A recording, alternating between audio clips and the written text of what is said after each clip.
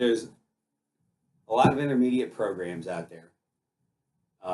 There's stuff all over the internet. Everybody's writing programming or putting programming up now. A lot of people go to Cal Strength or Catalyst or Juggernaut or Travis Mash and get a program off there. The thing is, if you don't have a coach, a lot of times they pick a program that's not appropriate to their level. If you're not squatting 300 pounds yet, you don't need a squat 4 or 5 times a week high volume program. You don't need one that includes things like box squats or bands and chains or pause squats. You need a basic program. Simple, straightforward, basic, appropriate to your level. When I get people, I usually start people on simple linear progression, just adding weight to the bar every workout. And when they run that out in 6 to 9 months or so, I put them on some form of Texas method or LSUS, where they're basically adding weight to the bar every week. That has some rep maxes in it, so it's fairly stressful on your nervous system. But when you're not very strong, it's not that much stress. If your 5 rep max in the back squat is 290, you're not putting the same stress on your system as somebody who's doing 490. So, you should be able to run that for a fair bit of time, another year, maybe a year and a half. And for some people, I know some people at LSUS ran that program their whole career. At some point, though, you need longer periods of unloading than 1 week. So that's when I move people to a simple progression like Ed Cohen used to use.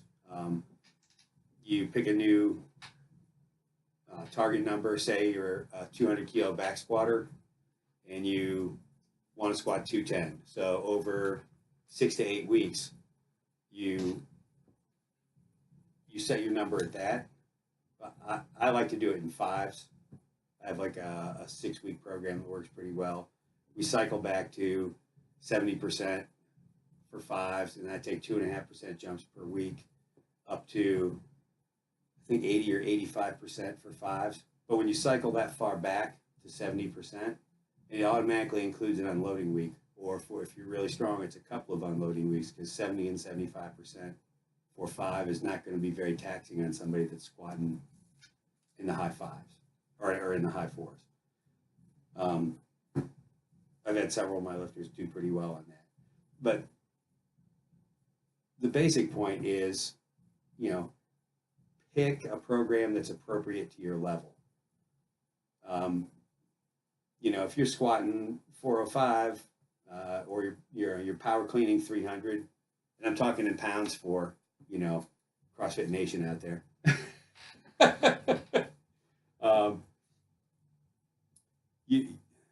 You're not going to pick a beginner program where you're trying to add weight to the bar every week. But you're not going to pick a program, where you have to have huge amounts of volume just to disrupt homeostasis enough to force an adaptation. So, but the better you get, the closer you get to genuinely being strong.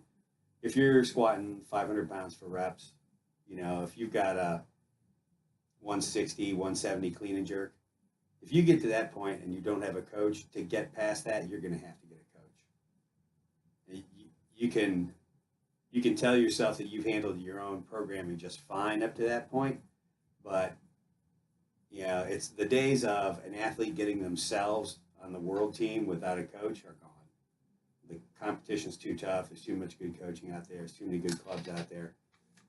When you get pretty advanced, you have to get a coach, because you need the outside perspective for helping you make decisions like this.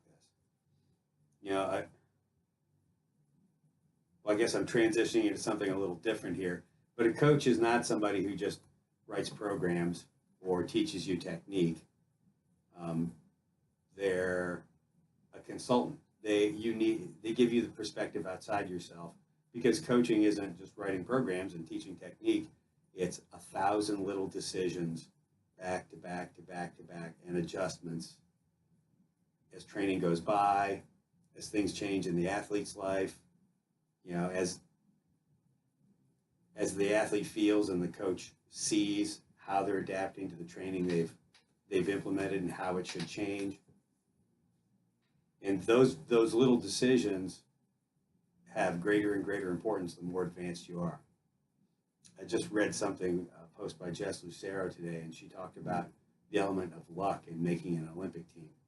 And there's a lot to that, but you want to minimize the luck involved. That, you know, the higher you want to go, the more planning it takes, the more outside perspective it takes, the more experience it takes. So the higher you go, the less likely it is you're going to be able to get there without a coach. And when you get that coach, stay with them. I mean, beginners don't choose their coach that carefully. But if you're, you know, intermediate and serious, if you're starting to get towards advanced and you're serious, be careful about choosing your coach so that you can stay with them. It's not it seems okay, I'll go here. And then 6 months later, I don't like that, I'm going to go there. That will stall your career like nothing else. Let me come back to something you said at the very beginning. You said programs online, and then you made a couple of references there. So just to distinguish for people who might be watching or listening, you're not referring to, say, social media trainers. You're referring, these are legitimate programs. Oh yeah, these are legitimate coaches. You know, Dave Spitz, Travis Smash, Greg Everett, those guys. A couple other guys. I mean, they've got people on the world team. They've got people who are threats to make the Olympic team. They know what they're doing. They have good programming, and they sell it online. And they're very popular places to get programs. Relatively cheap, I think.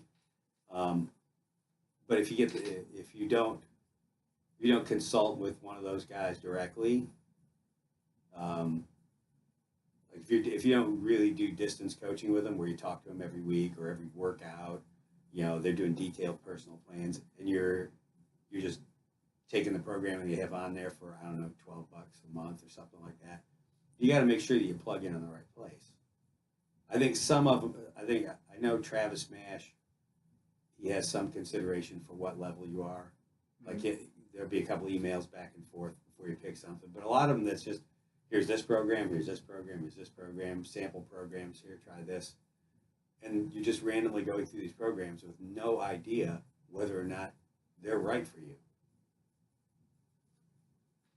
So along that same lines, you mentioned that an advanced athlete has to have a coach.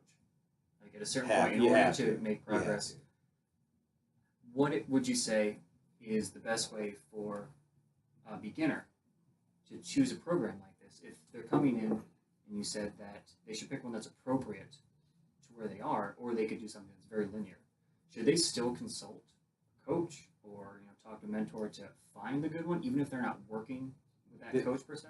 There's more information out there, on the web now than there ever was when I was starting out, or the people a generation behind me when they're starting out. And you can find the stuff, but having eyes on you in real time to teach you simple basics of how to squat without hurting yourself and actually make progress is pretty important.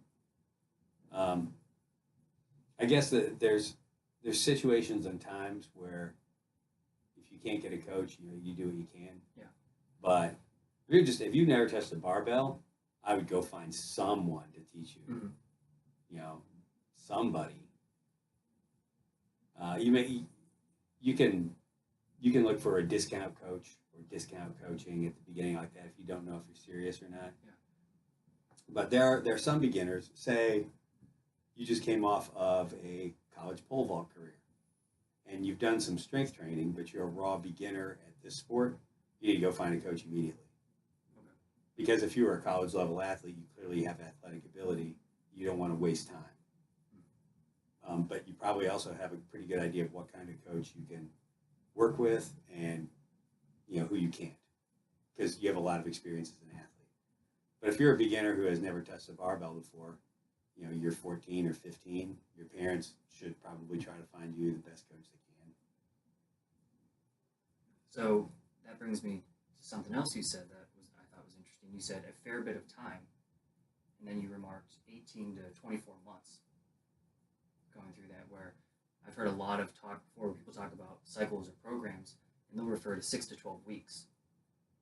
So when you make that comparison to what might be a 6-week program online that someone might buy, can you give me a comparison on like why going through multiple 6-week programs isn't as efficient as finding one, sticking to it, spending a year and a half, 2 years on it to really maximize the benefits of it? Well, that's the thing.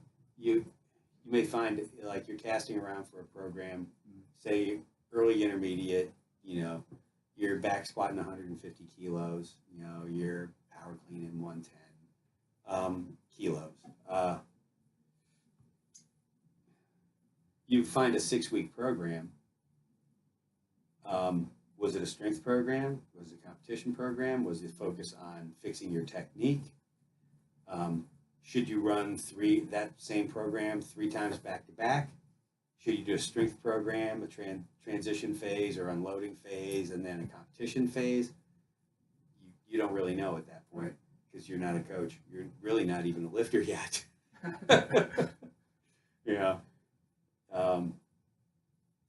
You need some. There's a lot about this stuff to know. One of the more common comments that I get when I do a little clinic or something is people say, "There's so much to this. There's so much more about this than I thought." Yeah, there is. That's how you can spend 40 years in it, and I still learn new shit.